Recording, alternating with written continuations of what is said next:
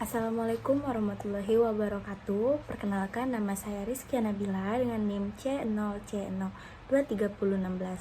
Di sini saya akan mempresentasikan hasil kerja saya, yaitu PPT dengan judul Akuntansi Angsuran Pajak, yang mata kuliahnya diampu oleh Bapak Dr. Wirmi Eka Putra, SEMSI, CIKNR, CSRS.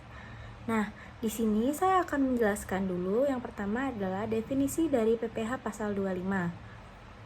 Definisi PPh pasal 25 yaitu atau pajak penghasilan pasal 25 yaitu adalah pembayaran PPh secara angsuran yang harus dilakukan sendiri oleh wajib pajak untuk setiap bulan dalam tahun pajak berjalan. Nah, sistem pemungutan dan sifat pembayarannya yaitu sifat pemungutan menerapkan sistem self-assessment di mana wajib pajak menghitung, menyetor, dan melaporkan sendiri besarnya pajak terutang. Nah, sifat pembayaran yaitu yang angsuran PPh pasal 25 ini pada dasarnya merupakan pajak dibayar di muka atau kredit pajak yang akan diperhitungkan dengan total PPh terutang pada akhir tahun pajak atau saat penyampaian SPT tahunan. Nah, jatuh tempo pembayaran ini paling lambat tanggal 15 bulan berikutnya setelah masa pajak berakhir. Nah, sebagai contoh, angsuran masa Januari dibayar paling lambat yaitu adalah 15 Februari. Rumus dasar perhitungan angsuran PPh pasal 25. Besarnya angsuran PPh pasal 25 ini dihitung berdasarkan PPh terutang dalam tahun pajak sebelumnya. Rumus dasar perhitungan angsuran PPh pasal 25. Besarnya angsuran PPh pasal 25 dihitung berdasarkan PPh terutang tahun pajak sebelumnya. Yaitu rumusnya PPh pasal 25 bulanan sama dengan PPh terutang menurut SPT tahun lalu dikurang kredit pajak dibagi 12 bulan. Komponen kredit pajak. Komponen kredit pajak atau pengurang yaitu kredit pajak adalah PPh yang telah dipotong atau dipungut pihak lain dan PPh yang dibayar di luar negeri yang boleh dikreditkan. Yang nomor 1, PPh pasal 21 dipotong atas gaji atau upah. 2. PPh pasal 22 dipungut atas impor atau penjualan yang tertentu. Ketiga, PPh pasal 23 dipotong atas modal, jasa, hadiah, atau pengurangan selain PPh 22.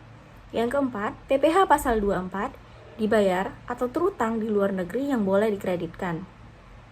Aspek akuntansi atau penjurnalan. Jurnal saat pembayaran angsuran bulanan yaitu tujuannya adalah mencatat penyetoran PPh pasal 25 setiap bulan.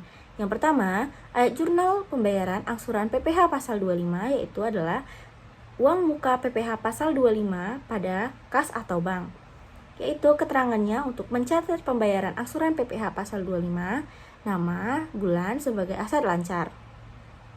Aspek akuntansi penjurnalan yang kedua yaitu jurnal akhir tahun. Langkah pertama, pengakuan beban pajak. Tujuannya mencatat total PPh terutang atau beban pajak ini berdasarkan laba fiskal setahun.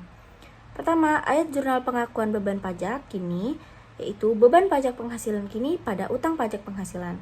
Keterangannya mencatat total PPh terutang setahun. Jurnal akhir tahun. Langkah kedua, penutupan kredit pajak. Tujuannya adalah menutup semua PPh yang telah dibayar di muka atau kredit pajak untuk mengurangi total PPh. Yang pertama, ayat jurnal penutupan kredit pajak. Utang pajak penghasilan pada utang muka PPh pasal 25, PPh pasal 21 bayar di muka, PPh pasal 22 dibayar di muka, PPh pasal 23 dibayar di muka, dan PPh pasal 24 dibayar di muka. Jadi keterangannya menutup seluruh PPh yang telah dibayar di muka atau dipotong selama tahun berjalan. Nah, berikut itu adalah penjelasan dari materi akuntansi angsuran pajak dari saya. Bila ada salah kata saya mohon maaf, saya akhiri. Wassalamualaikum warahmatullahi wabarakatuh.